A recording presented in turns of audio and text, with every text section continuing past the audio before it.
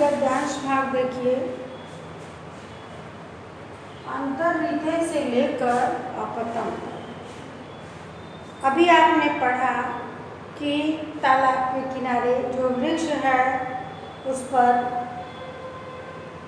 पक्षी रहते थे और जब सबर सेना आती है तो सब तो चले जाते हैं, लेकिन एक बूढ़ा भी उस पेड़ के नीचे रुक जाता है। आगे की कथा वह शुक यानी तोता राजा शूद्रक को बताता है। शूद्रक ही पिछले जन्म में चंद्रापीठ था।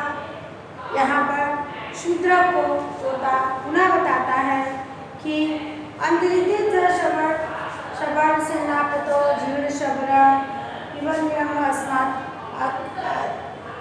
आयुष्युक्तम वनस्पति सुचिरम अमूलात् पश्यत्। उस भील सेनापति की आँखों से ओझल हो जाने पर जब सभी सेनापति चले जाते हैं तो वह बूढ़ा भील क्या करता है?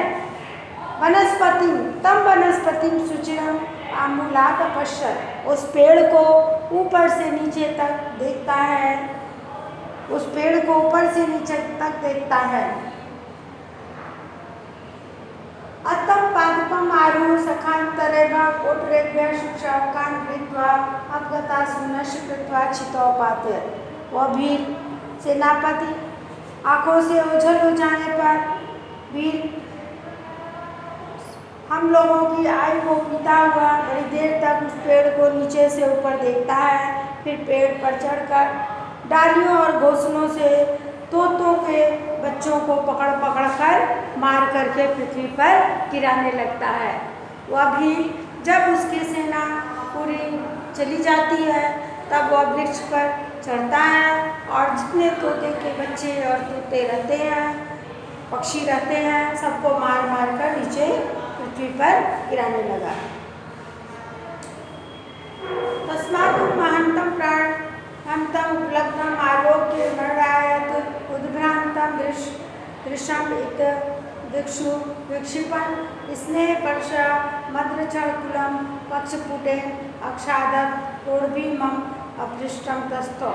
मेरे पिता ने उस प्राणों को नष्ट करने वाली भयंकर विपत्ति को देखकर मृत्यु के भय से चंचल पुतलियों वाली आंखें इधर उधर दौड़ाई और प्रेम से वशीभूत मेरी रक्षा के लिए व्याकुल होकर मुझे अपने पंखों के भीतर ढककर गोद से चिपका कर बैठ गए। पिता ने जब देखा कि वह बूढ़ा भील सभी पक्षियों को मार रहा है तो उसने अपने नेत्रों को चारों तरफ फैलाया और देखा कि अब कोई भी रक्षा करने वाला यहाँ नहीं है, तो वह अपने प्राणों की चिंता करके उस पक्षी को, अपने बच्चे को अपने पंखों में दबाकर बैठ जाता है। आसुअपि क्रमेण शखांतरे संजाता कोटरे माना भुजंग भीषणे बाहु प्रसारे तम आदृश्य अपगतुम अकरुण।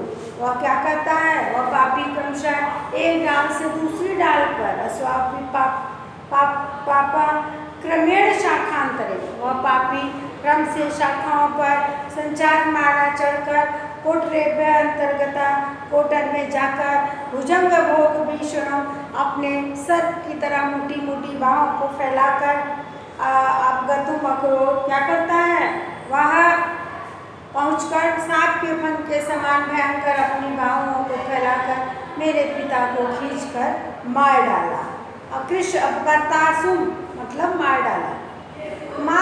माम तु स्व अल्पाभ्यस पीड़ागता स्वशेषम आयुषम पक्ष समुद्रम नालक्ष्य।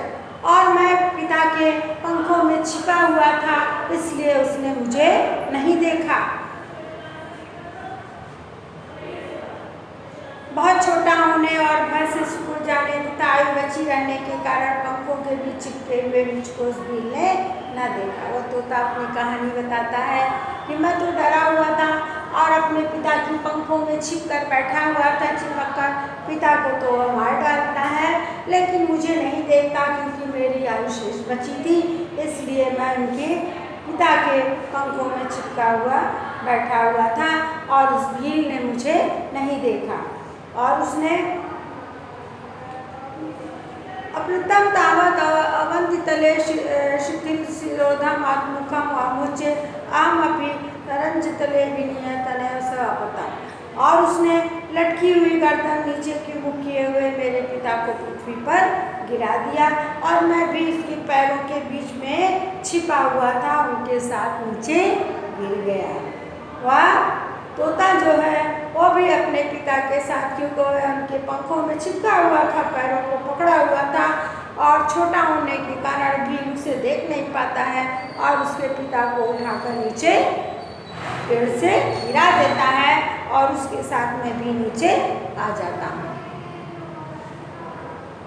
तो यह कहानी, यह कथा, यह इससे जो प्रश्न बनकर आते हैं, प्रश्न निकल कर आते हैं आपके सम्मुख है। तब वनस्पति सूचना मूलात के न पश्चात, उस वनस्पति माने पेड़ को ठीक से, अमूलात माने जड़ से, नीचे से ऊपर, जड़ से कौन देखता है? जीर्ण शबरा, जीर्ण शबरा देखता है। तो केन का उत्तर हो गया जीर्ण शबरा। कोटरेभ्य शुक्षाकान गृहीत्वाम अपगता सुनश्चित्वा पुत्र अपगतान, कोटर में से शुक्षाकों को पकड़कर अपगता सुनश्च मारकर क्या करता है? पुत्र कहाँ पर गिराता है, कहाँ पर फेंकता है? शबर, जीर्ण शबर। कोटरेभ्य शुक्षाकान गृहीत्वा छितो पाते, छितो माने पृथ्वी पर गिराता है। पुत्र का उत्तर हो गया छितो। शुशाकान के नगरी, शुशाकान जीर्ण शबराग्री। तोतों को कौन पकड़ता है? जीर्ण शबर। जीर्ण शबरा वाम बाव की दृश्यासी, जीर्ण शबर की जो वाम बाव यानी जो भुजाएं थी वह कैसी थी?